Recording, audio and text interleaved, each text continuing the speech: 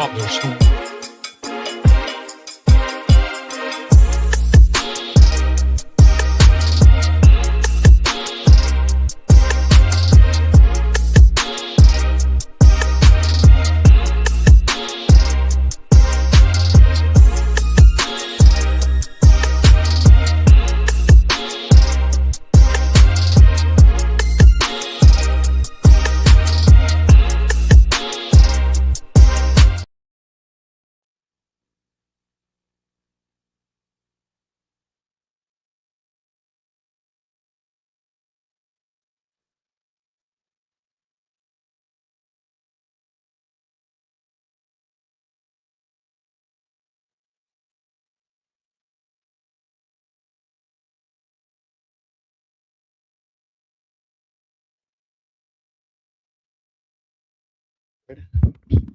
We ready. we ready. We ready We ready for y'all. for y'all.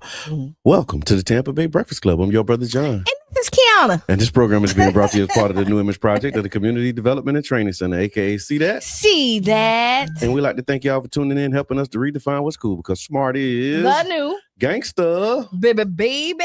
And if you don't know, now you know. Charlie Funk got something he want to let you know too, Oh, y'all. yeah. You know what? I'm finna make sure that you hear it. There you go, ahead. Charlie Funk. Tell him. Club is an independently produced program. The views, opinions, and statements expressed by hosts, guests, or callers are their own and do not necessarily reflect the views, positions, or policies of Carrie Festa Radio, 99 Jams, its ownership, management, affiliates, sponsors, or partners. Enjoy the show. Boom. You heard it. He Yeah. said enjoy the show. Enjoy it, y'all. So make sure that you tag a friend. If you do enjoy it, tag a friend, tell a friend that we here, we up, and we ain't going nowhere. I don't think so. We just celebrated 8 years. Yes. Eight Amazing years. 8 years. Straight up. STR8. Yeah. Straight up. What he said. Yeah. that's the thing. Okay, Straight do up. you know what fries? STR8. I got a question for you. Do you know what fries mean? Fries? Yeah. Like French? I don't know what I was fries told mean. that my generation is lame. I mean, it probably was by a younger generation, right? It was Yeah, that's how I go. a 10-year-old. Oh, yeah, that's how it is. So I just found out what fries mean. What fries mean? Bye. That's lame. I thought so too. Fries. Why would you? I don't know. Yeah, okay. So I got my nieces in the station. Y'all can't see me. So you okay? They ought to So come on and tell us what I makes might that. pull them on in, like, They so- not camera shy. I don't know. I see the head shaking. I see But the nods. See, like, no, we ain't doing that. And to be honest, Yeah. they don't even know. They've been talked about. Okay. Yeah. So okay, these are my Instacarts. Okay. These are what I Gotcha. take for Gotcha. me to do Instacart. That's right. Vonnie and Mar, and then they kind of like took over my house. So I think they might be trying to stay the summer. I know Mar say she is. That's always fun, though, right? It is. Yeah. You come and stay with Auntie Q for the summer. I mean, but we've been having fun. Yeah, that's Oh, yeah. what I'm telling you. I already figured. So I guess there's a daycare center that they have these kids having too much fun. Because they want them to go to They sleep. want them to go to sleep. That they have I saw an article where there was a mother who was upset because the school apparently was giving the children what they call sleepy stickers. Yeah. Are you familiar with what a sleepy sticker is? I just saw it Okay. and no, I wasn't. Okay. 2 seconds. Like Okay. 3 minutes ago, I did not know what a sleepy sticker was. But when I saw it, right? Yeah. I know so many people finna go get Yeah, these. oh my God. Because the way the video showed, them kids kids was were- like, Mouth open, knocked out, sleepy sticker. don't y'all put them sleepy stickers on there so y'all can go to the club at night? But what they said was, I guess one of the students, the little girl, she snuck a sleepy sticker out of the classroom and brought it home and showed it to her mom. And when her mom saw the sleepy sticker, she had a fit. And then so she started asking the other students, other parents about the change. Yeah, because they said they noticed a change in the children. Like when they come home, they whoa, wow. So the sleepy sticker. This ain't funny, It's y'all. not funny. It's not but funny. It's interesting because Good morning, Sharonda. because I mean, this is what they're doing now. So when you go to, you drop your children off, you gotta inquire about how they put them down. So all right. Take your time. Take your time, Q. Take your time. So at this point, I think that cameras need to be inside the classroom. I agree. Sharonda, thank you. Roll call. She in that. Yeah, I agree. You got to keep your eyes on what's happening in these classrooms at this point, because sleepy stickers really. So sleepy stickers, they generally refer to one of two things: adhesive aromatherapy patches used to promote relaxation, or decorative stationery stickers and planners. That's not what we're talking about. And so these are the aromatherapy. These are topical patches infused with essential oils like lavender, mandarin, and sweet marjoram, designed to stick to pajamas or bedding and diffuse calming scents. Oh. However, there are some that they call them melatonin knockoffs, basically. Sharonda say she use them. She use sleepy stickers? Yeah, for Zay. I can see it. I can see it. So if they put one on him in school and he came home doped up. Oh, she said she definitely used something to knock Zay out. Okay. Yeah, like some kitty They used to use Motrin and Benadryl. But yeah. I heard them on the radio during one of the storms saying it's okay to give them a little Benadryl. to calm their nerves. And I was like, really? That's your hurricane? Activity with your children. But you know what? So I do my bath ritual. When I take a bath. And I have like bath salts, and it has like lavender, and I don't really like the lavender smell. Okay. But lavender, and it has like some melatonin in it, and some chamomile. Okay. And so I think that's what they said some of the sleepy stickers had. Right. Some and so it does like relax you. Yeah. So if you got like just the lavender and the chamomile and all, just to kind of. But you got to let me know you really should. You really should let these kids. Kiwi Love, Sean, tag Kiwi Love if you on here. I want to. Kiwi back. Kiwi, where you at? Roll call. Yes, she back. They made it back. And shout out to Kiwi Love and the twins. Actually, their birthday is Monday. It's been a year. It's been a year since the twins was born. Yeah, Papa, 7-7. You got some twins. Yeah, we got a set of twins, and that's turning one. And so their birthday is today. So tag it. No, not today. Monday. No, the party. You know how we do it. Oh, y'all doing the party today? The party today. Yeah. Oh, okay. They doing the party. Papa just show up. You just showing up. Yeah, Don't that feel good? It feel real good. Don't it like you could just show up and then it's at somebody else's house, not your house? Oh, they doing it on Chuck E. Cheese, old school. Yeah. Oh, that's even better. Nobody has to clean up. You have it. There you have it. Yeah, they good. And I mean, it's right before the holiday week, so this is kind of the first, figuring out how you celebrate birthdays, knowing that your birthday is 3 days after the 4th of July. So that's kind of the space right now. It is. You know what? This is always like a yeah. For me. Yeah. For me, because Jared's birthday is Sunday. The 5th. Okay. Yeah. The 5th. Yeah. And Sunday. How many years? 6. 6 years. Wow. 6 years. Wow. And you know what? Yeah. I like AI. I don't like AI. I got a love-hate relationship with AI. It's Freestyle Friday, y'all, so make sure that you tap in. So I might post on the image that AI say what Jared should look like at the 6-year-old Jared. Okay. Which this is what I love, because because the things that as a parent, since I lost my son so young, and I guess everybody who lose a child or somebody, you think about what they would be doing at this stage. Yeah, this will be kindergarten. Yeah, kindergarten, someone going to first grade. Will he be a mama's baby for real? A snuggle bug? What would his voice be like? Or leave me alone, go ahead on, mama. Yeah, in my mind, he's a snuggle bug, right? And very protective. Yeah. And he's gonna be tall because he was big to be a preemie. So at this point at 6, I can see him probably right here. I'm telling not all the way up here. But that's right you there. too. But I gotta remember you pulling some shame. I am. Yeah, so when you did that, I'm like, 6 years old. Yeah, that's about right. That feels right for 6 years old. Somewhere around there. So I might, drop it and just to kind of have some fun. Just have some fun. Have some fun with it, no doubt. And so, y'all keep your eyes open. And then one of the other things too, so let me just back up for a second. Okay.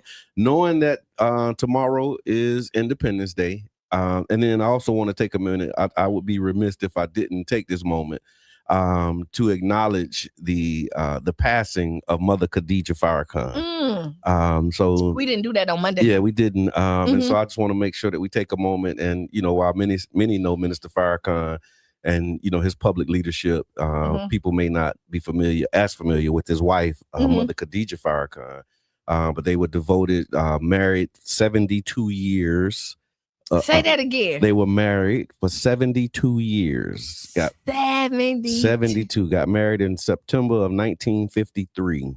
Wow, because she was 90. She was 90. She just celebrated maybe about 6-7 months ago her 90th birthday. And she recently transitioned. And so they're having her janazah, is what they call it, or the funeral services today for her. And I mean, just the impact that she's had on so many lives is real. And so definitely want to just take a minute and acknowledge, man, that, that was a giant. Yeah. Well-lived life and history, I think she landed on the right side of the history. So, so shout out to and condolences to the Farrakhan family and those who are in the Nation of Islam, who may be grieving or even celebrating, because I mean, she was in some pain. And so, that whole no longer in pain. Because when deal. Death is, like for me, when you look at somebody with longevity and selfishly you want them to stay, but you think about when your body's tired and if you're in pain, there you go, Miss Teresa. Good morning. Good morning. And so it's not a bad thing. Like you just think in her life, married for 72 years. 72 years. Yeah. And made it to a man like Minister Farrakhan. Right. Yeah. The man. Yeah. That's gotta be tough. Right. Just think about all the stuff, and he overcame all of that and still did it with grace. Yeah. So it's amazing. Top of the morning. Thank you for checking in, Janet Michelle. Roll call, y'all. And so definitely just want to take a minute to acknowledge her transition. And then also, again, preparing for Freedom Day is what they've been calling it. Okay. There was a 250 years. 250 years. Wow. Of this experiment called America. There was a letter or a speech that Frederick Douglass gave on July 5th, 1852. And it was one of his most powerful speeches, and it's regarded as one of the most powerful speeches in American history, because he said, "What to the slave is the 4th of July." And so he was like basically giving them the business, because y'all brought him in as a black man to come in and speak on 4th of July. And he was saying freedom without justice is incomplete, right? Just kind of naming all of the contradictions of the 4th of July as it relates to black people. Us. So you're like, y'all celebrating freedom, but during that time, y'all said all men are created equal, but you didn't consider black men as men, right? Or black people property. as humans. You know what they I mean? Were property. Yeah. And then I seen that they was making a big deal out of a statement that former President Barack Obama made, where he was talking about the contradictions of George Washington, being a founding father, but also a slaveholder. And so it's like he had good ideas on how to run a business or a corporation, i.e. a country, but then his personal life, he holding slaves. Sound like people I know. You see what I'm saying? and so that's going to be one of the themes. Thank you for the check-in. Good morning, Fancy Nancy. Fancy Nancy. Fancy, don't she got a birthday coming up? I don't know. I think I seen something like that. Okay. Where the party at? I don't mind a good party. Me neither. As long as you get me home before 9:15. so back to Freedom Day. Okay, so Freedom Day, if you know anything about me, also maybe I know, brother, I'm a theme girl. For my nails, y'all know I get my nails done all the time, right? Did you do Freedom Day? So let me tell you, I was torn. Okay.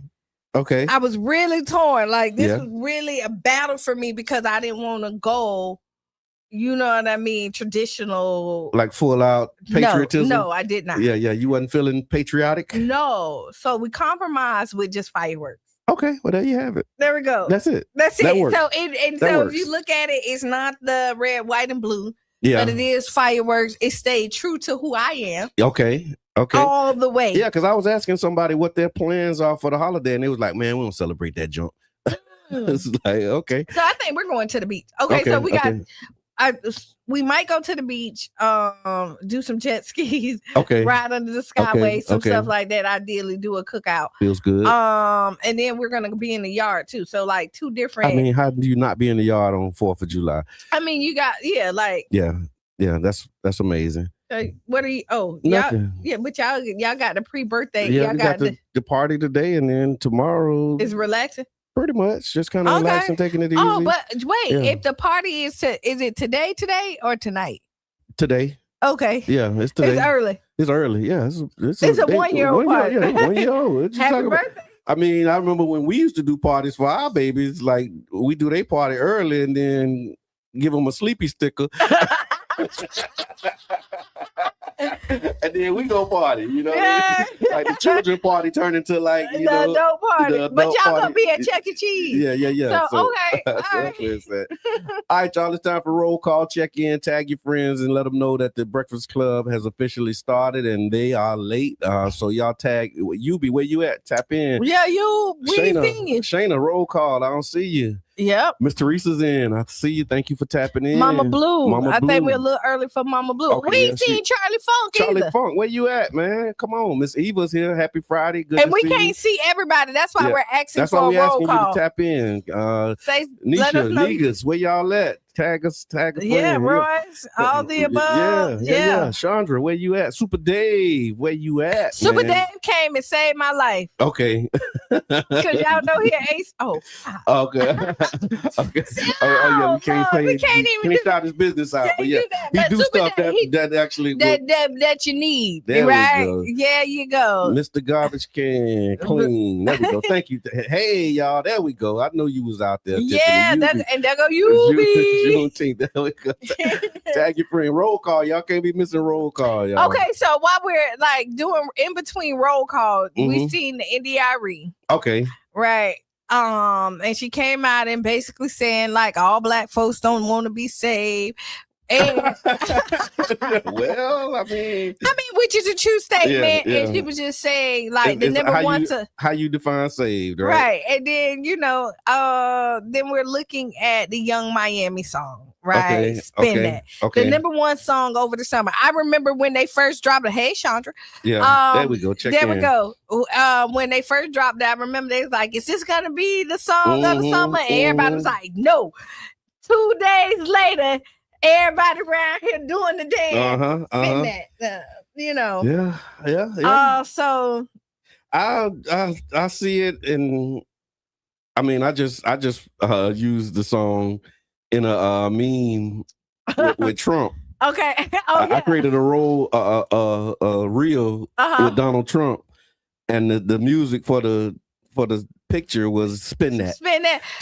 Okay, so because we talking about the scammers and the the and he's the biggest. Oh my God! So he just like cashed in $1.4 billion. How you cashed in one from his supporters? His supporters. They rocking with him like that, yeah. And they proud. Oh yeah, they happy. They don't mind. They don't mind spending that. They spend that with Trump, and he's taking it all in. And they said like over 1 million people bought into his cryptocurrencies at the beginning, and then when they realized it wasn't worth what it was supposed. It was like $74 at the launch, and then by the time it was ready, it was like $1.67. And so he made money on the front end with it, and will make money on the royalties. But those who bought the tokens have lost money. They said collectively it's been like maybe $2.3 billion that people who invested with Trump have lost during that last cycle. So you're talking about spin that. All right, so I will Trump tell is the spin that. I listened to Spin That a little bit. I listened to NDRE. A matter of fact, okay. I was in last week before this even happened. I was in my NDRE era. Like it was on my my playlist quite often because I was looking at some feel good music and some stuff. So yeah, and that's what she make. That's what she make. Yeah. So and I mean, honestly. Trick Daddy done said something. So do you think it is because Trick said that he feel like the people that's coming in is jealous because they're not selling music? It's and not jealousy, y'all. I don't think so. Spin that. It could be, but I don't. Have you listened to that song? Yeah, I have. God. And crickets in the station. I listened to that song. Mm-hmm. And I was like, oh my God. I mean, not just the hook, just what she's saying in the song. I'm like, how is so when like, is entertainment not entertainment? Who decides that this is going to be the hit for the summer? Like where, how? The machine. How? The machine. Because I'm like, out of all of the artists and all of the things and all of the messages and all of the moment and all of the magic and all of the stuff that's going on in the world right now, somebody felt like this is the thing that we need. Then this is the thing that we're going to promote. This is the I think she got an award for it. That you know it's like it's how it's the machine, and you look at it like what they feel. And I'm not saying that like right, Chandra, that ain't nothing to be jealous about. No, right. Say the silence is golden. Larry, what's good? Thank you. The machine, like she said, it's the machine. That is, but that's just like they feed us garbage, not only in our music, you know, with our food and everything else. And you think what they give us, and hoping that we fall into the trend.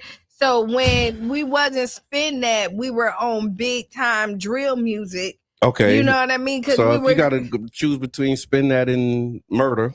Right. But look scamming at and murder. But look at like how they was pumping so hard. And then you get this generation that really think that like that's where it's at. Yeah. Like you supposed to be going in there scamming and boosting because everybody don't just take it as music. Some people do. Like I'm one of them people. I can kind of listen. I can listen. You can separate entertainment. I can, but I don't overdo it. Like Spin That ain't in my rotation on a regular. Now, if I'm out somewhere and it come on, all right, it's cute to kind of do that dance. Yeah, Spin That. Yeah, you know. I mean, and it's catchy and all of that, but that's another part of the irritation for me. It's like we could make other things cool, and you know what I'm saying. Like, won't they make a leave black people alone challenge? Like, it's something. But that ain't the machine. But like, the machine don't want. Like, just stop pushing up on black people. Like, just let us be. But that ain't the machine. I mean? The machine don't want you that. The machine want us to destroy ourselves. Yeah. You got to think is that the machine is to push us into jail, to destroy the black the families. Whole agenda. The agenda to right. Yeah. Good and Lord. So you look at it like again, and we follow it like we talked about the other day. Go ahead. And I saw a video of I saw a clip that said a mother and a daughter were just locked up because they had Louis Vuitton bags that they had stolen from a store that they boosted, and they were on the video with the Spin That challenge, showing that boosted bags, and then the boosted bags got tracked on that video, and now they in jail. Is it worth it? It worth it? So she asking where they at, and they showing here I am, and they going to jail because of it. Yeah, no. Yeah. No. Where the scammers at? Here we go. Here we go. Where my boosters at? Here I go with boosted material, and then the people get your cool get your, you know. And now you come and getting whatever time they got for you. But you, so now the whole thing about scamming, boosting, all that other stuff is that it's supposed to be like a private job. Like nobody ain't supposed to know that you do. That's what you do. Like it's like a select few supposed to know it. Like it ain't. You're telling on yourself, and that's the thing about social media. Thank you, UB. There we go. So and then you're on social media bragging. Yeah, Pooh Shiesty. I seen. I guess there's a new video that just came out with him. Showing the moment where he forced Gucci Mane to release him from his deal. So there's like a video with a guy pulling a gun on him saying, tell me that. So he has to be like one. So but that's his generation, right? It really is. Like you think it's cool to tell on yours. And this is, okay, listen, all my criminals. Here we go. Tap in. If you listen, tap in. Are you listening? Yes. I'm not one of the criminals, but I'm listening but just listen. Yeah. You're not supposed to keep the evidence. Right? You're not supposed to keep the pictures, the videos. But what happened is they're so proud of the job that they did that they have to go back and look at it, right? Right. Or they got to show somebody else. This is our guest. Okay, text her, tell her we got Yeah, we're coming. Go open the door for her. Please, one of y'all. There we go. We got some assistance. Yeah, we got some help this morning. Get rid of the evidence. Like you're not supposed to keep it. This is how you get caught. Because again, you want to glorify it. You want to show your homeboys what you did. Yeah. Somebody. Who needs to know that? Janet Michelle, you absolutely right. She said it was for the hood. Y'all ain't her target audience. People were stealing before spend that and will after spend that. I'm more mad at the president scamming with my tax dollars. Amen. Me too. I'm not really. So we're talking about it. I think it's entertainment. I'm not upset with the song either way. Like I'd rather kind of spin that than to kill that. I hear that. For me. I'd rather none of it. But if I had to choose, I'd rather do spin that than kill that. That's a tough one. But yeah. But that's kind of, I guess, the way the world is right now. that's where we are. And I saw they had the two women were arrested. And then again, the award that they were putting out and just how they were recognizing and acknowledging, and I was like, oh man, that's a lot. All right, so we doing roll call again. We're going to check in, y'all. I see a lot of y'all coming in. It said not criminals, alleged rule benders. That's what's up. And then, and so y'all check in. If you're here, let us know that you're here. Put I'm here, or let us know where you're listening from. Are you listening from work? Are you listening from the car? Are you listening? Where are you? Where are you right now on the planet? Now we're not saying share your location, but we just want to get an idea of where you are. Yeah, we don't want nobody to pull up on you. Yeah. But where you listening from? How you tapping in? And when you do your morning, do you do coffee or tea? Put it in the chat. Coffee and tea. So when I'm on the Breakfast Club, I'm definitely coffee. Okay. I do like a good tea. Okay. Dang, it's so much I want to say. Oh, Lord. But okay. We gonna be able to say it. There you go, Mama Blue. We was calling you. You missed our first roll call, Mama Blue. We checking in. We checking for members, and so make sure that y'all tap in. So let us know where you're listening from and if you do coffee or tea. And then after the break, we're going to have a real robust conversation. We have a candidate for mayor, Maria Scruggs, in the building. Thank you, Mr. Edmond. I'm here on top of the world, like Kanye West was at the concert. Oh, yeah, he was. Yeah. And top of the world. Okay, look, it's we got we got my household. Explosion, right? and so y'all make sure that y'all stick around, because again, we're going to talk about like all the things, right?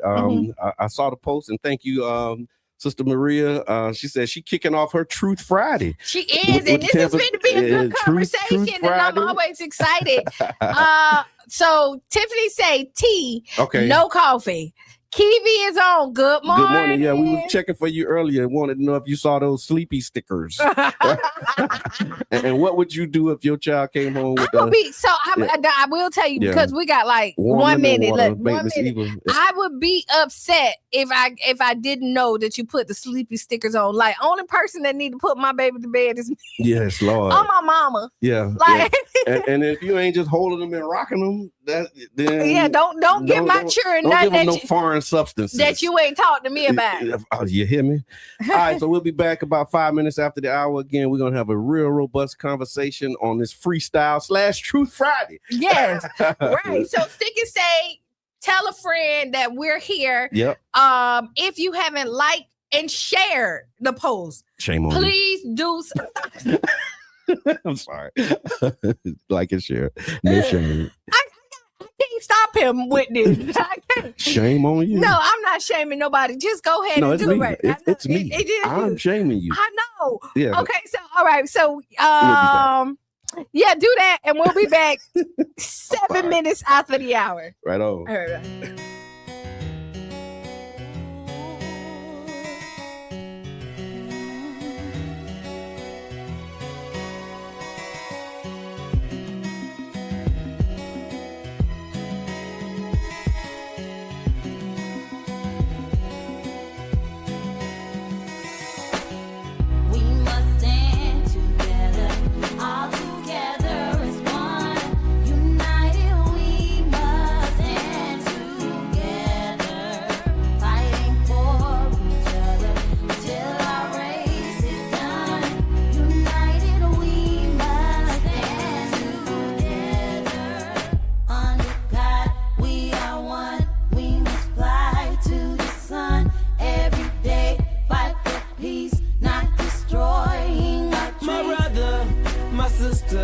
I got love for you, no lie.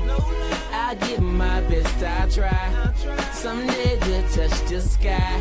You're an angel, little baby. Wipe all your tears away.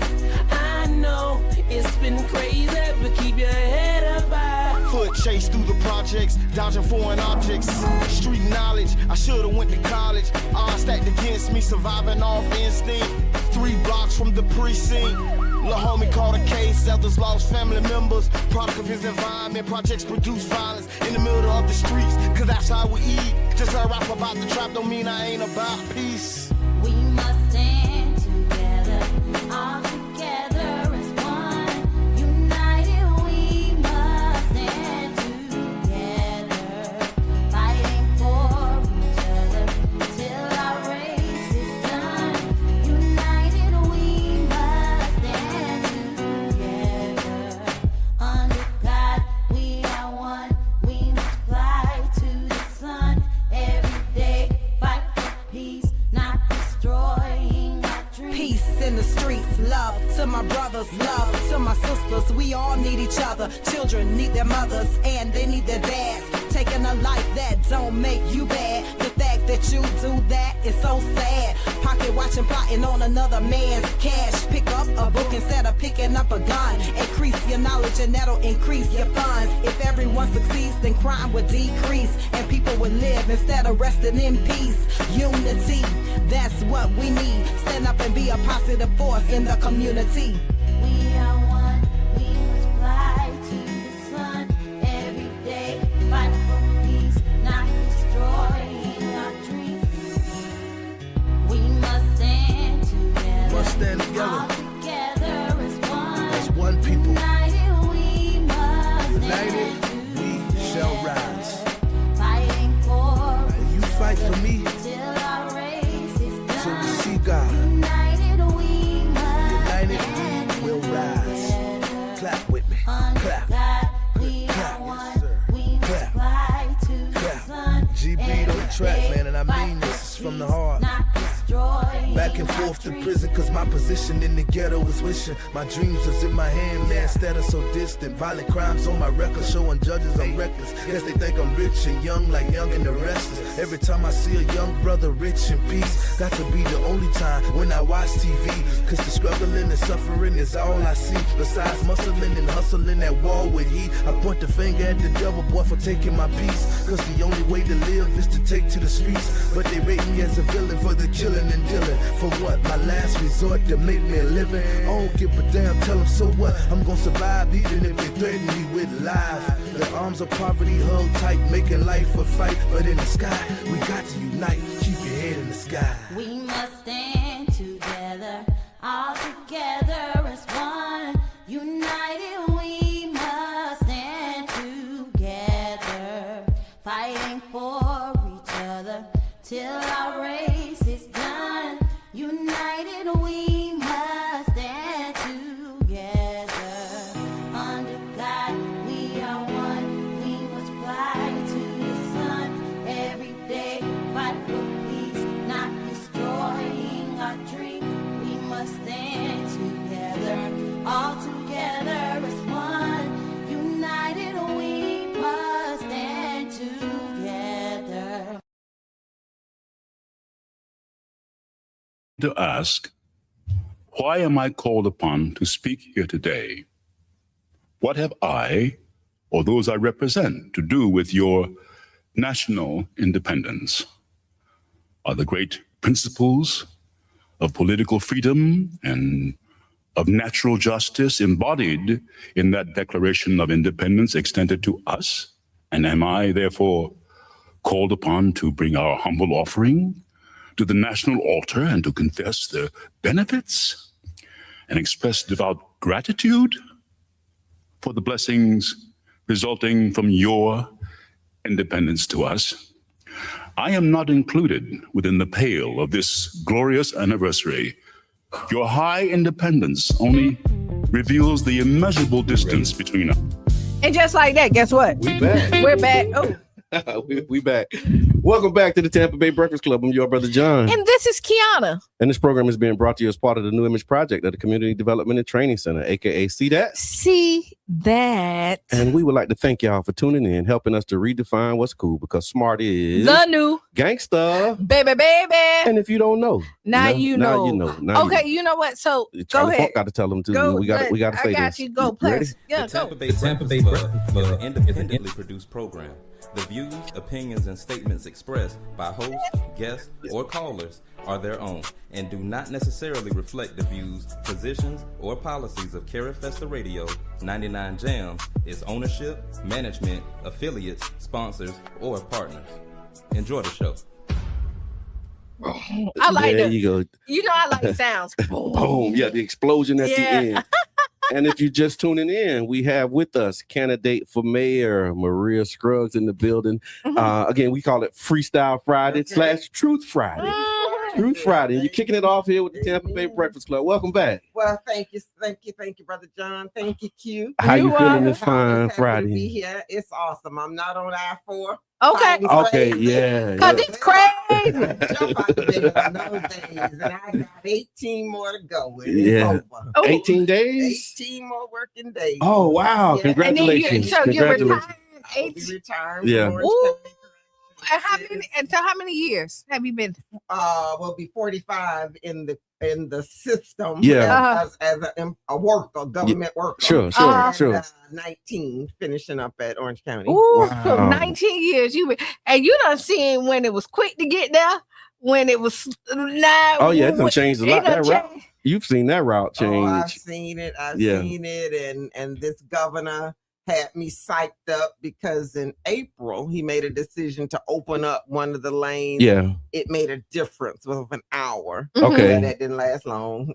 These people, it just doesn't. It's constant construction and constant crazy with the people on I-4. So I'll be happy God has kept me this long, so hopefully he'll keep me the next 18-day working day.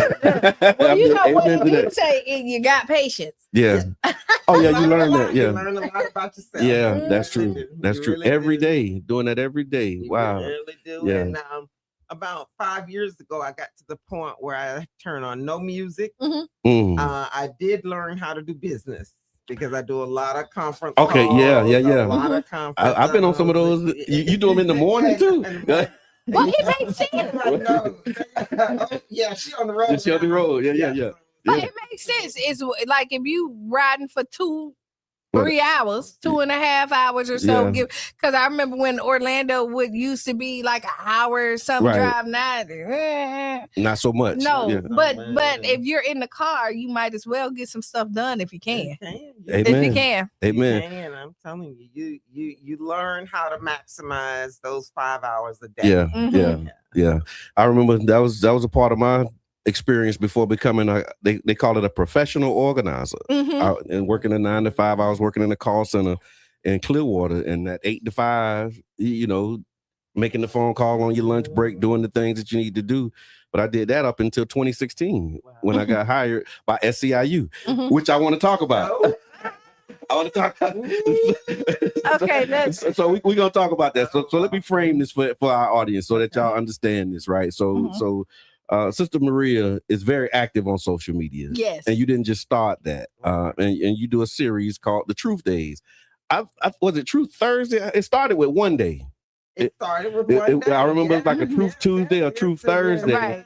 Right. And I mean, you not shy in how you use your platform. And so why do you think it's important to engage in that way? And I mean, you really engage. Like I see you in the comments, like like you don't play. No, you really don't. But I mean, like you go active, at it, and then you get your answer. And what I do like is when if you ask a question or you say something and you find out like it may not be right, you do come right back on it and be like, my apologies. You know what I mean? This is why I'm putting it out there. Okay, but go ahead. So why you think it's important to engage in that way?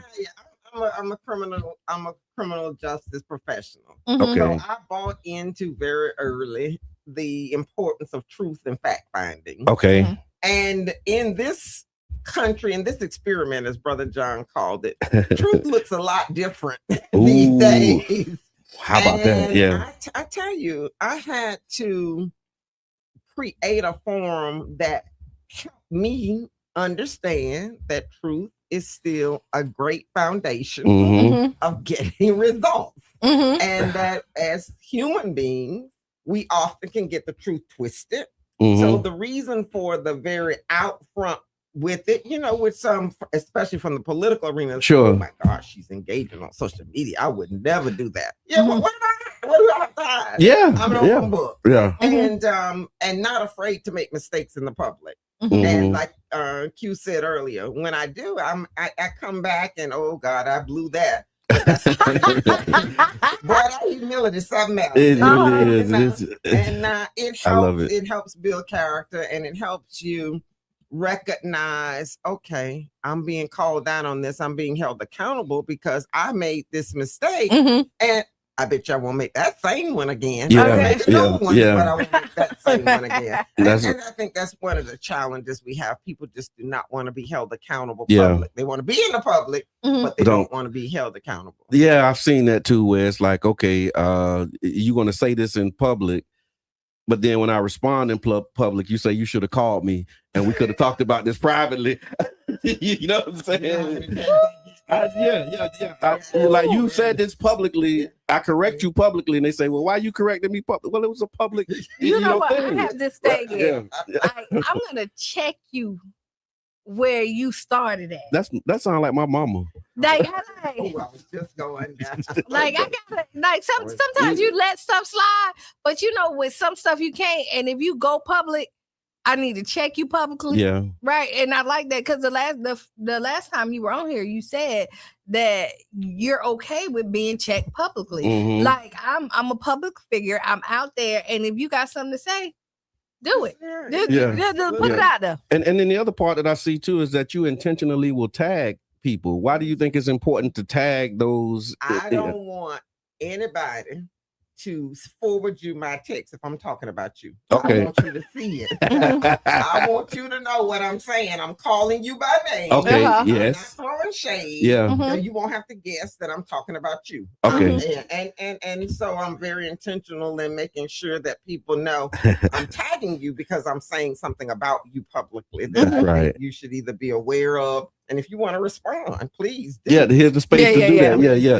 But you said I don't want nobody to forward you my what I said. Like I'm tagging you so that you get it. Now yeah, that we can directly. get some clear understanding. Yeah. Now, do you think that with that, because you are so bold, I would say that, and being transparent, is that causing problems with you working with other people? Well, I don't think so. Okay. I think initially it made folks a little bit more uncomfortable. But what I can tell you, what I've seen over the last maybe 3 or 4 years, maybe not that long, but maybe 2 or 3 years, the number of conversations I have with people saying thank you. Yeah. For opening my eyes. Yeah. Thank you for being bold enough to tell the truth. Yeah. Now, Q, this is the truth about America. I don't care what you do and who you do it and how you do it. It's going to always be someone that's not going to agree with you. And this is true. Okay. Yeah. And I say so much so that Jesus, Martin, and Malcolm were my heroes. Yes. And what happened to them? They told the truth, but what happened? Yeah. They killed them. Yeah. So none of them made it past their 40th birthday. Yeah. People, you're gonna always, if that's your biggest concern about who won't like you, you're gonna struggle. You're gonna struggle. And I'm so much at peace with who Maria is. That I can tell the truth, as the old people can say, and shame the devil. And be good about it. Feel real. How long did it take you to get to that space where it was like, I'm just gonna say it and stand on it? Have you always been that way, or did you have to grow into? Did you have to kind of grow into? I think fundamentally, criminal justice and social justice was my calling. Okay. That's where. That was the introduction to me in the church. Okay. Yeah. It was. We come to church on Sunday. But our real work is out in the community. You get fueled up and ready to do the work on Sunday, but the work ain't getting ready and putting on clothes. The work is Monday through Saturday. There you go. So I had the honor of watching my great uncle, Reverend Enoch Davis, and like you said, when you're younger, you're not realizing the impact and the lessons you're getting, and the Sunday dinners with Uncle Enoch at the foot of. At the head of my grandmother's table, because my grandfather had passed at that time. So he was the patriarch. Right. He was the granddad and great uncle. That's right. And you never really understood what kind of lessons were being fueled in you. And I just came from a place where even the church was adversarial. My uncle was very active in the civil rights movement. We built the Bethel Heights. We built the first Black credit union, the first credit union in the Black community. Wow. That came from the church. And so that fundamental or that foundation was laid where I remember my mom saying to me at 12 years old, you won't be sitting in this house doing nothing. Amen. Work out there to be done. And I've been doing it ever since. And you mentioned the church and the impact that it had on you. And then you also recently just put out an open letter to pastors. Would you mind sharing a little bit about the inspiration behind the letter that you put out to the pastors and faith leaders? I will. I attended Greater Mount Zion AME.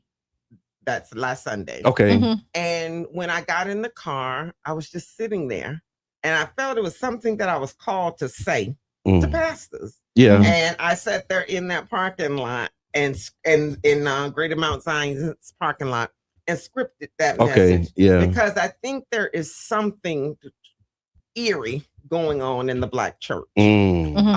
Particularly when you have members of the clergy that are intentionally suppressing their voters' access to candidates. Let's call it. I have pastors in our community that are not allowing me in the church.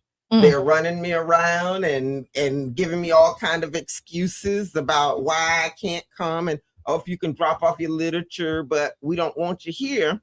And is the message. And that's scary. That is scary to me. And I think that is the importance of what. First of all, you're doing God's business, not political business. Yeah. And in that, I think it was just so important Mm-hmm. to have a conversation with our clergy for those that received it. And I was shout out to Pastor G. Greg Murray. Yeah. He's retiring or may have retired. Oh, he Yeah. He did. Did you see his post? It wasn't no long runway. What he said, effective immediately, I'm free. Like he probably gave the keys and everything. I don't know what happened. Yeah. But he said, I'm out of there. But go ahead. But he said on Facebook how he really appreciated the letter, and I think a couple of other pastors responded, and then we had a long conversation this week. And I think that that's going to be so important for this community, our community, to heal. That our pastors have got to heal. And so I was called to do that letter and sat right there in the parking lot. I mean, we in the community, we've talked about the different stuff, like with the pastors. I hope we all can come together. And then another one of the things too, again, this is part of the Truth series, and I thought this was interesting. The SEIU endorsement process. And so SEIU is the Service Employees International Union. And when I saw your post, I said, I think you might be on to something. And so maybe give us a little background and context, and then I'll share my experience with that process too. And then I'll share mine. Yeah. Hey, yes. Shortly after I filed, that was one of the first organized groups I felt that I needed to reach out to and introduce myself. And I was told that, well, the first thing that shocked me was the young lady here said, oh, I don't have you on my list. What are you running for? I said, well, I'm you were the first. Yeah, you was the first one to. I'm tagging Afifa. Y'all know Afifa. She's the president of FPSU. I guess she was right. You weren't on the list. Nobody was. But go ahead. Was exactly. Right. I thought that was very interesting. And so when I got the call that SEIU was going to be endorsing Mayor Welch, I thought, oh wait a minute. And then I started getting calls from city employees. Okay, that's what really lit it up. Yeah, okay. Who are members of the union? SEIU, who were not aware that they were going to be endorsing the mayor. And the question was, well, did you participate in the process? I said, no, there was no process. If there was, I was not aware. Okay, so I hear that. Sure enough, I called the young lady and I guess it's Afifa. Okay, and I asked the question, did you all have a candidate screening process? And she said no. I'm like, oh my God, you guys. And I think I'm always thinking that the PBA and the firefighters did the very same thing. And as I said in that letter, labor unions are already hanging on by a thread for real in Florida. Yeah. And when they do that for political expediency, because you got a step increase. Step increase. Yeah. You got a step increase. That is not the only thing our labor union should be fighting for. Yeah. We got folks that got some serious conditions that need to be addressed, and it was not brought to the membership. And I think that's when we start undermining the trust of employees in that process. And it's interesting because, and I said it when we had her here, it was candidate Brandy Gabbard. And that's how we met, because I was an employee at SEIU. We were doing the community union is what the experiment was. It was like a pilot project to see how we could take the union organizing and do that in communities, because you have workers that they're organized on the work and the job site. But our role was to say, okay, now when you get off work, what's your engagement in the community? And so that was when we were doing the leadership academies. That was, 2016. And one of the things that we did as a part of that process, when the electoral cycle came around, we developed candidate questionnaires, and we would interview the candidates that were running for office. And so when you said that didn't happen, that signaled for me that it was a change, because I remember, again, that's how I met, Brandy Gabbard was sitting across from her, and we were asking her questions. We ended up not endorsing her at that time. But then that process is what the focus was. And I remember we talked to her. I think that might have been District 2. So it was like all of the even seats at the time. And I think we did Senator Rouson. So we like interviewed as a part of this process. And so I did think that was interesting when you said that they didn't do that. And then I'll say for me with SCIU is what I played is I didn't do it last year. So I've been out of the loop for about a year. So I'm usually one that help pick the candidates that they endorse. Okay. So the process that I've been doing for the last 3 or 4 years or so is that the candidates would submit, and then it's a group of like 20 of us that's given all the packages. We go and review them. So you review the questionnaires. Yeah. And you wouldn't have the conversation with the candidate. They would respond. Okay, I remember that too. As a process. We review your package, what you submitted. And then as a group, collectively, we will go back and have the dialogue and decide within these 20 or 30 people that's on this phone call, which one aligns better with with the union. And then I'll tell you this too. The other thing that I appreciated about the post that you made when you were saying, and this has become a theme that I'm seeing now with you, is you're really questioning these processes and how these decisions are being made. And so I didn't see that as like you saying, they were wrong. They should. It was like, how did you all get to this decision? Because once you control the process, shout out to Auntie Faye. Once you control the process, you control the outcome. Yeah. And so once you understand, just tell me how did you get to this conclusion? And you lifting that up in a few different instances is something that I've appreciated. Why have you thought that that's been important to highlight? Well, one of the things that is so important to understand in leadership, and when you talk about engagement, when you have people from various backgrounds, ages, ethnic groups, sexual orientation, people's thought process are different. Yeah. So if you don't have a process that focuses on bringing you to consensus around a complex issue, it becomes, I like Qiana, so I'm gonna go with Brother John. We down. Yeah. So I'm like that. We run City Hall like that. If you are not in the clique, you are not in the mix. Yeah. And what is happening with public money, it feels as though this administration is using it as a personal checkbook for those that they agree with or that they like. When I sat on the or participated in the panel that one of the first panel. Okay. And I made the comment that given all of my background and experience, I have never been asked or picked to serve on any of the community advisory groups relative to my community.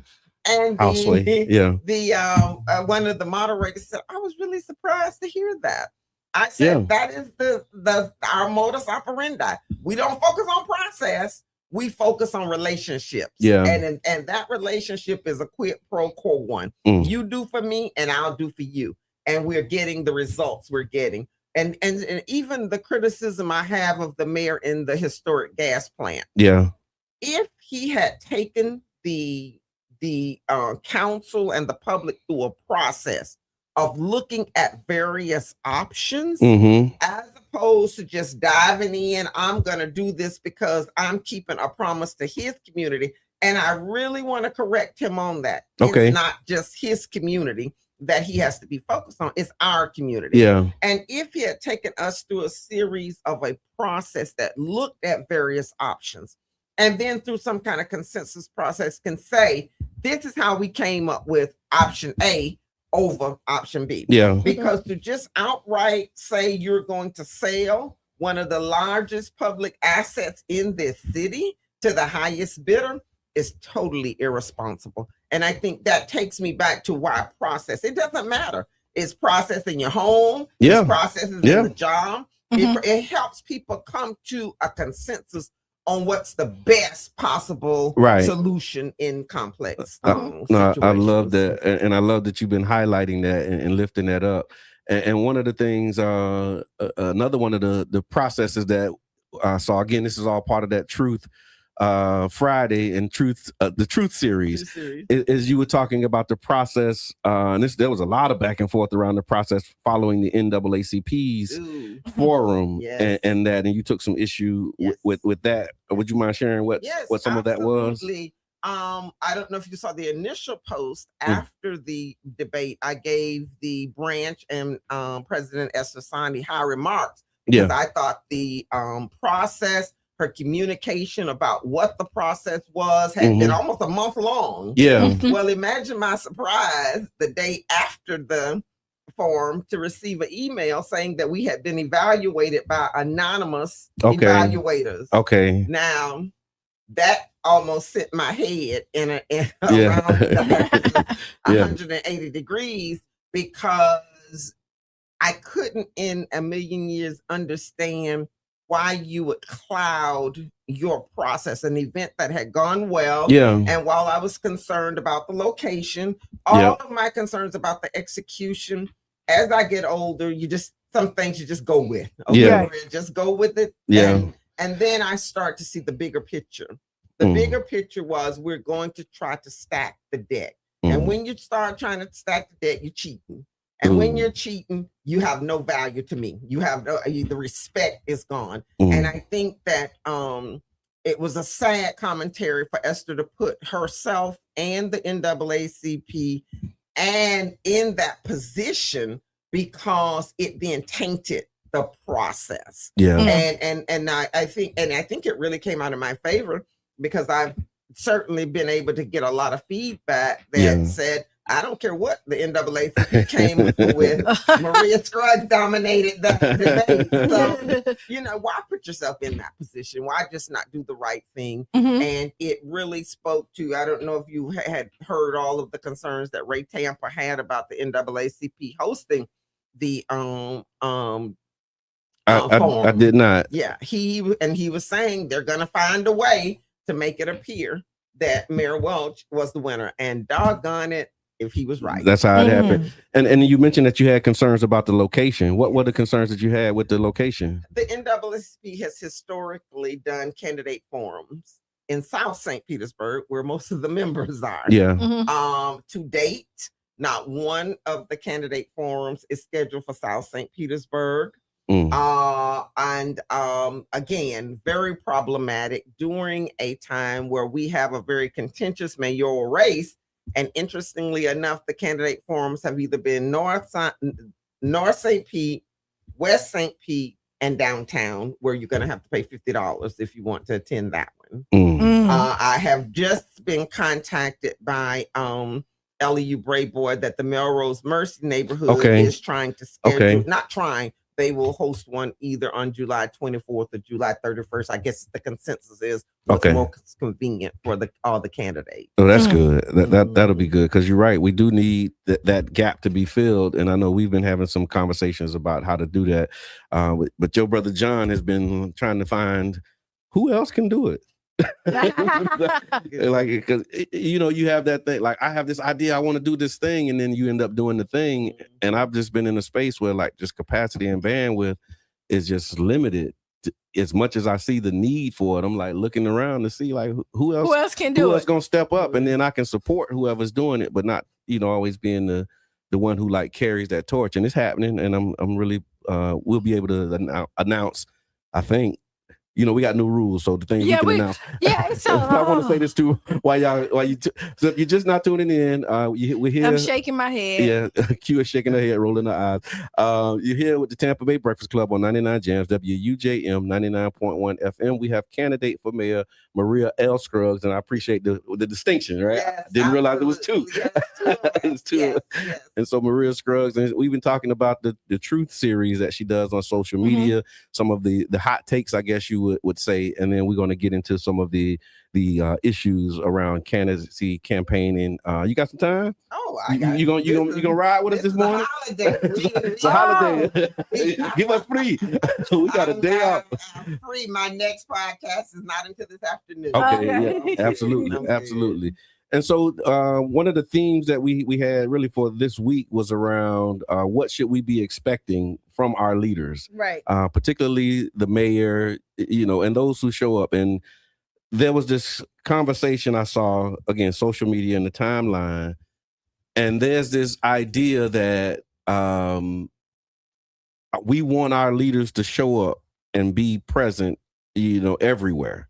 Right. We definitely talked about this. Yes. And then we want them in the office. And we want them to pass good policy. Right. But I think the pass good policy side of it gets lost. And this is me as a former policymaker, former city council member.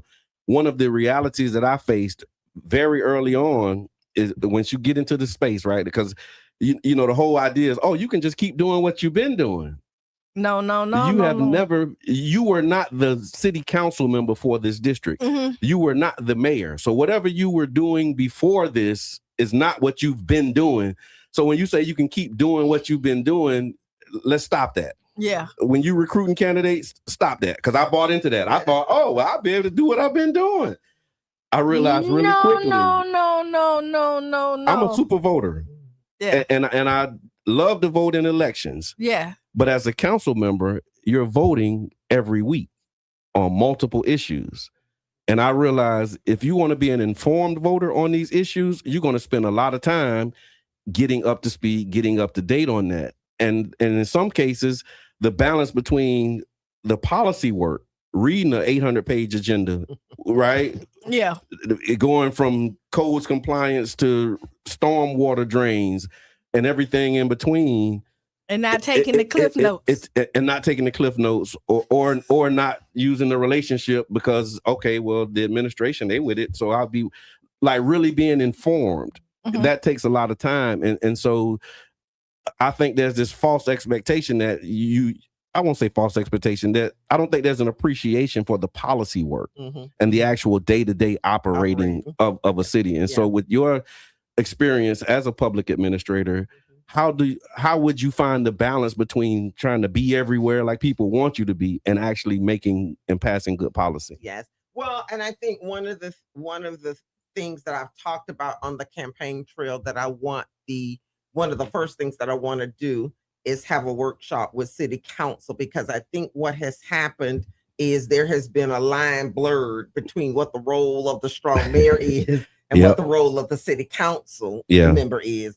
And as the person that is responsible, the CEO of the city, who's responsible for the day-to-day operations, not the policy making, you have to have the skills and the competencies in managing the people, the processes, and the systems. You can't say, I got a chief of staff and I'm just going to put it in his lap. That we say we didn't want that. That's why we voted in 1993 for a strong mayor form of government. Yes. And then even with that, you are right. So many times people get confused. Well, I don't see the mayor the mayor can't be everywhere. I mean, if you want her to do their job, you have to recognize that the issue isn't about them being everywhere. Yeah. I think the issue and the perception is accessibility. There you go. And how you define accessibility. I have been toying with different ideas. That's one of the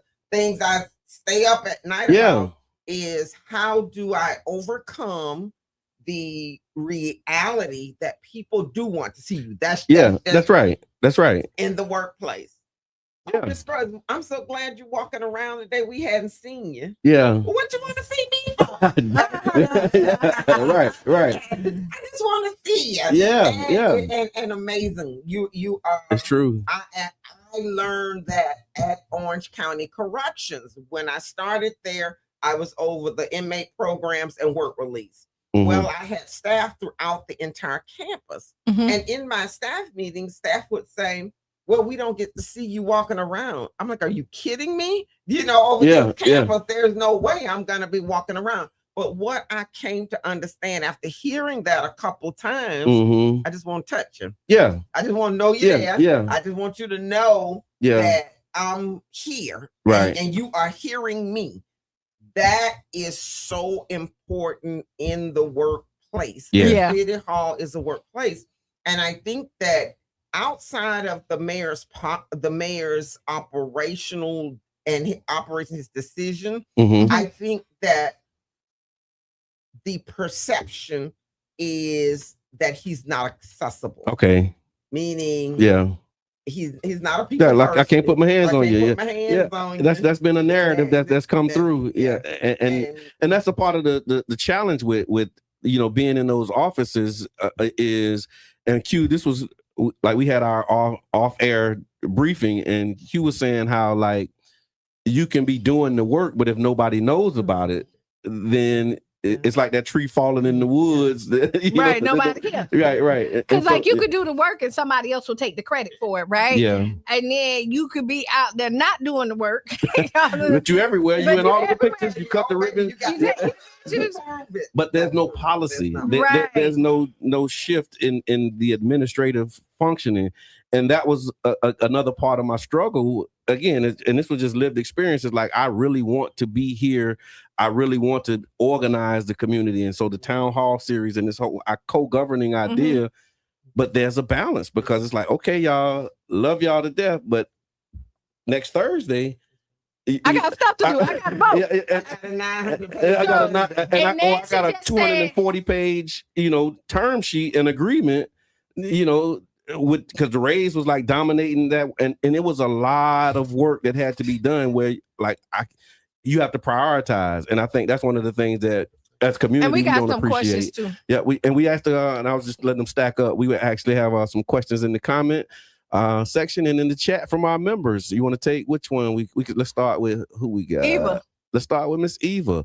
All right, Miss Eva says, what will be the first item on your agenda that you will do when you become mayor? Oh, number one, I just said it, and that is to establish to get council to agree, hopefully would agree, to hold a workshop on clearly identifying the roles of the mayor and the city council. I think because the lines are getting very blurred, I think it's so important for me to have a working relationship with all council members, not just the ones I like.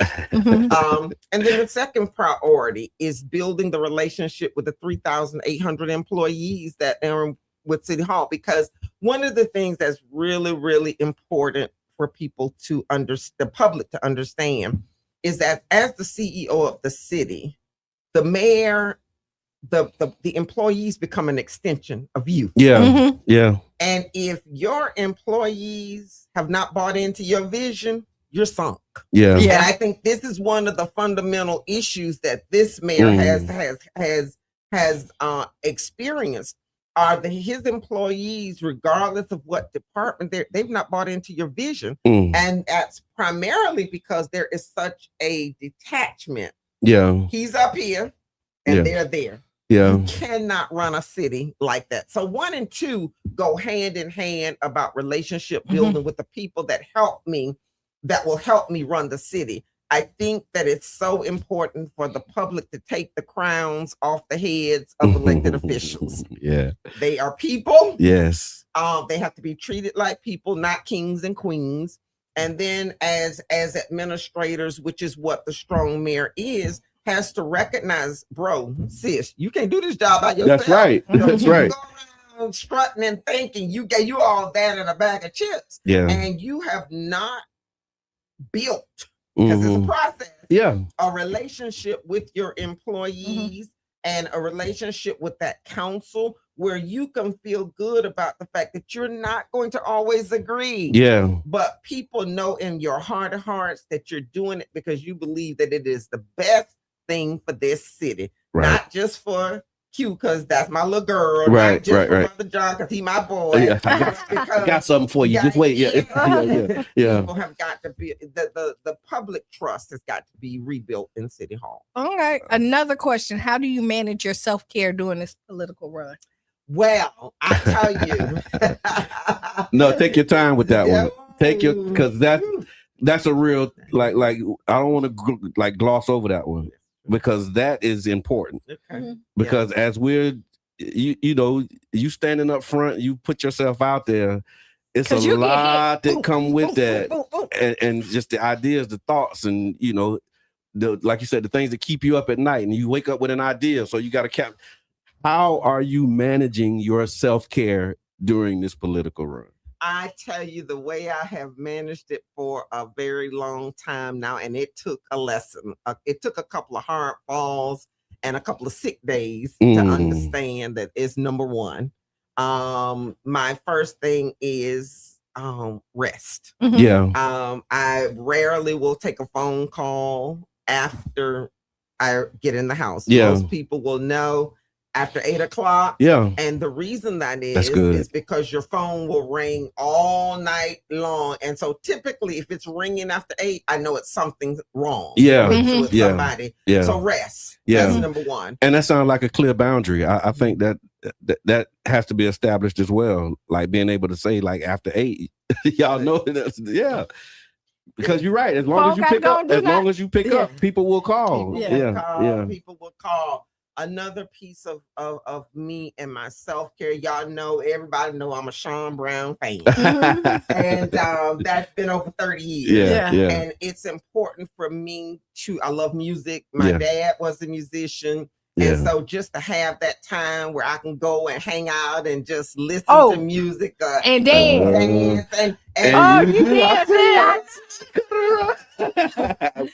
We share that. We have that in common. I love it. I love to have fun. And I think that's one of the things that kind of surprises people because they think I'm so business minded all the time. Oh no, you got to be able to let your hair down, as they say. Yeah. Now, do you and self care? And then the other thing, Consuela Mackey is my girl. Okay, just kind of just sit back and close your eyes. Because she gonna get you right now. Oh wait. We can't shout out to. Oh, that's right. Can't do that no more. Okay, but you ain't say her business, so that's fine. But that's a part of the self-care routine. That is. It really is, and it's so much a part of what I do on a regular basis because if you cannot come home and your soul be at peace, you cannot. Your house need to be at peace. Your house has to be. If your house is in chaos, I don't care what else you do for your self-care. Because if you walking right back in chaos, all that self-care feel like it went right out the window. True. Now another question for you. I think I seen somewhere they asked, would you have a deputy mayor? Yeah. Okay. Absolutely. Yeah. Absolutely. Yeah. I think it's important. Yeah. But also, again, having the roles clearly defined as to what the deputy mayor is and the perception to not be that the deputy mayor is a cop blocker for the mayor. Yeah. You're so real. You're so real. I think that is detrimental. I have seen that in one of the previous administrations, and that just cannot be that person's role. To block the mayor from doing what they need. I hear that loud and clear. And let me see. Crutel has one in here. He says, what specific zoning reforms will you introduce to increase the housing supply and lower the cost of living?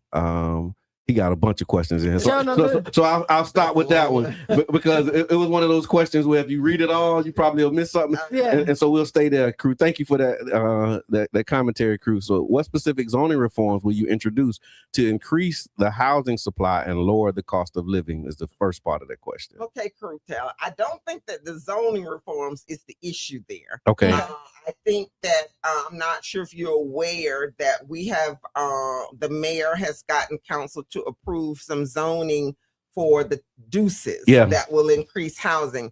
I think the issue about the zoning and the housing costs are two different issues. Okay. One of the things that my campaign does not use is the term affordable housing. Okay. But currently the housing stock that we're building, it just isn't affordable. Sadly, the train is at the station now. It's gone down the track. So that's what takes us back to we've got to be creative on finding ways to put money into the hands of people and small business owners. Let's just face it. We got to be creative. And again, those are the kinds of things that I research.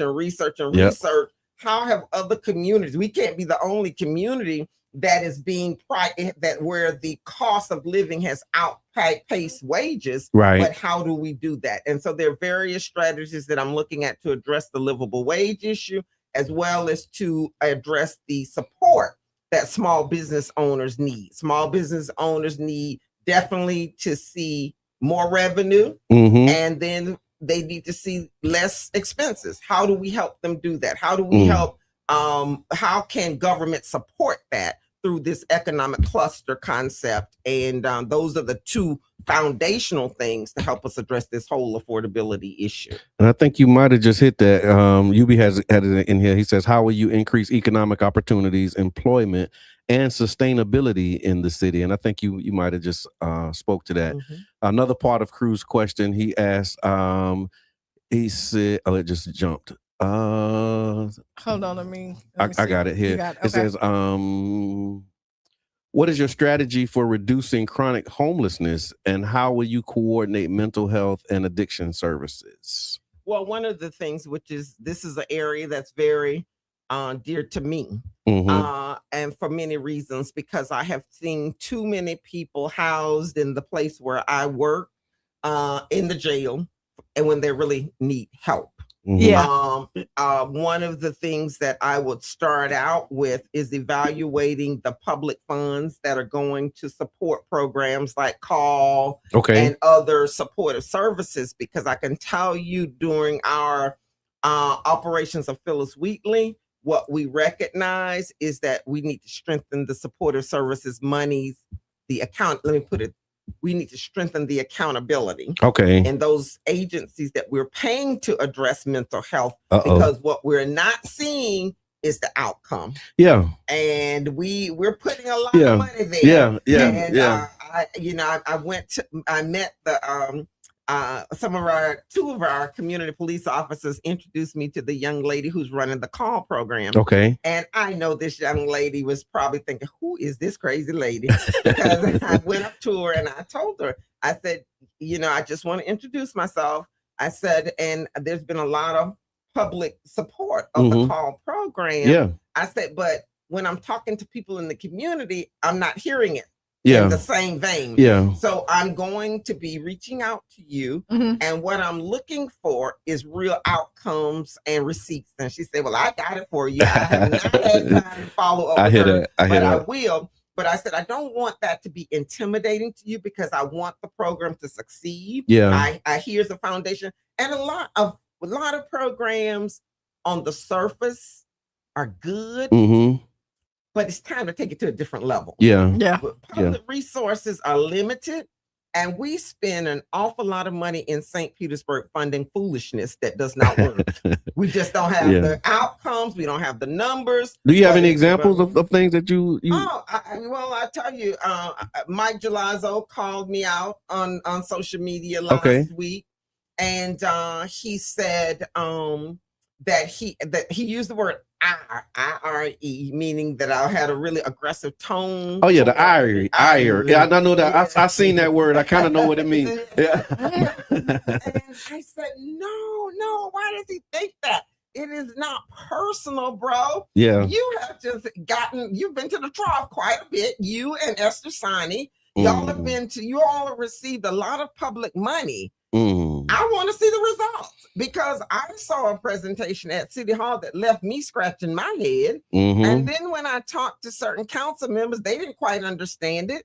They were simply supporting it because the mayor, and I thought, no. Let me raise my hand. I think we might have talked after a couple of those when I was on council. Yes.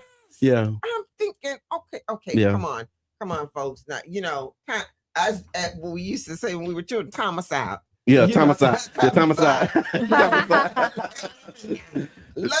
That is. Love you, Dummy Tracy. If they ever doubted that you was from South St. Pete, we know now that you from. When you say homicide, yeah, you from South St. Pete for real. And resources are going to be limited. If this referendum passes, which in my gut, I hope I'm wrong, it will pass in November, because I think that the voters are being intentionally misinformed about how much savings they are going to have as a result of this passing. Yeah. But the reality of it is, if it passes, there's going to have to be so much adjustment in our spending, and it has to start with accountability with the money that we're spending. I want programs to be funded, but I want us to be able to say, rather clearly. Yeah. This is what we've accomplished by spending X amount of dollars. And I hear that, and I'm sorry, Q. I'm just like, no, go ahead. Go ahead. Like go ahead. Let me fall. Let me know when to step back. Go. It was around when you talk about the outcomes. You know, we Policy Partners just wrapped up the 10-year report on the South St. Pete CRA. You've been engaged with that and participating in that, and that was one of the things that we saw was that there's actions and activities that are defined, but the outcomes are very vague. And so, what would be your plan to kind of bring that into focus so that you can have measurable results on these initiatives that are happening? Absolutely. How would your administration approach shifting that? One of the things that I have been pushing for since Dave Fisher was mayor was a comprehensive planning process for South St. Petersburg. Because what I recognized is that given the millions of dollars that have been spent in South St. Petersburg, it has been intentional for us to not have a strategic plan, because that's the slush fund that's used to fuel some of these development costs in projects. It's not to do what it was supposed to do. And I think that one of the things I'm excited to do is to engage the people on what real planning looks like, and how communities around the country are engaging their community in the process of planning, and then having a public and transparent process for you to evaluate us. Yeah. A public dashboard. This is what we said we're going to do to eliminate housing. This is what our goal is. This is whether we are making progress. And this is the other piece that's tied to that. We pay a lot of city officials a lot of money. Yeah. We have quite a few people that are crossing that $200,000 mark. Number one, I want to make sure that they have the skill, competencies, and the capacities to function in those positions, because the expectation is results. Yeah. We can't keep having the same problem year after year after year after year. And we're not able to say, okay, wait a minute. Oh, okay, wait a minute. No, we're not making any progress on this one. Let's stop. Yeah. Let's go. Let's rewind. Yeah. And see what we need to do differently. And the other reality that we have to understand about the mayor, as brilliant as I may be, there's a lot I don't know. Yeah. But what I do know is that the mayor has the power of convening, because there's a whole bunch of smart people in St. Petersburg. Amen. And I want to be able to collaboratively utilize people who have the talent and experience in a particular area. I met a sister on the phone the other day with that whole resiliency piece. I said to her, look, that has just not been my area of expertise. And before I could say, I definitely am going to be looking for people with that experience, she was like, I got it. And she started rattling up. And I know that. I know we have a plethora of people that are strong in areas that I'm not. And the idea is, how do you bring those people together and come to consensus on solving these problems? Because this is where conservatives get us. Yeah. They know exactly what our vulnerability points are, because we tend to couch problems in the context of programs that we fund. And then when we do these programs, the programs either don't have the people with the experience or capacity to work to get the outcomes, and we're simply funding friends based on relationships, and therefore we're not getting the results. That's why the people keep saying, we talked to 1,429 people in over 6 months. Yeah. And we kept hearing the same thing. I can't afford to live. I'm barely hanging on. And we were intentional on setting up all parts of the city. Yeah. And the message was the same. It did not matter whether because we're gonna change the message because we're going west or we're going south. Yeah. Wow. So time flies when you're having fun. And there's so many questions in there, like, oh my gosh. And so maybe we can compile them and get them to you. And if you have some space and time, maybe you can address some of these questions that are in the comment that we didn't get to. But lots of commentary, lots of great engagement, and we want to thank you all for that. We got like 2 minutes left, and who would have thought that it would go so fast? Oh, yeah. So, we didn't even get to the Ask Qiana. Yeah. But that's how it happens. This is Freedom Friday, Freestyle Friday, and again, we're honored and we thank you for coming by. And if there was again that final thought, what they call them in these forums, closing remarks. Yeah. You got any closing thoughts? Yeah. I'm excited to know that there was a lot of engagement because we're waking people up, and that's what's exciting. But on Saturday, June 25th from 10 to 12, we'll have an open house, open town hall with me telling the truth at the Enoch Davis Center. And that gives folks an opportunity just to come and ask questions, to engage, tell me what they know that I don't know. I'm excited about the conversations I'm having with this young brother with AI. And so it's just so much out there to learn, and I'm ready to listen. So hope to see you guys at Enoch Davis on Saturday, July 25th at 10 a.m. All right. What you got for the people? Listen, so, y'all saw it here. And we always say that all candidates are welcome. Yep. Right. Because we want the voters to be informed. No, I'm laughing because when we say all are welcome, like we really mean it. No, all we are welcome. really do mean. And the ones that you have seen are the ones who have accepted that invitation. Right. And I mean, because I really want to hear from everybody. We really do. Yeah. And I don't know if y'all listen to the Tampa Bay Breakfast Club. Like I broke down one time, like good things on everybody. Yeah, we did. We tell him because I think this is an interesting race. And everybody needs to get involved. Y'all know what I'm gonna say. Write down those 5 things that make you feel good, smile, giggle at the end of the day, because a lot of times we focus on the negative and don't appreciate the good things that happen in life. And be the change you want to be and see. That's right. And it's more that needs to be done and needs to be said. So and stay tuned. Sister Hughes, make you lose your shoes and shout all around the house. This has been the Tampa Bay Breakfast Club. I'm your brother John. And this is Qiana. And we out. Bing, bing.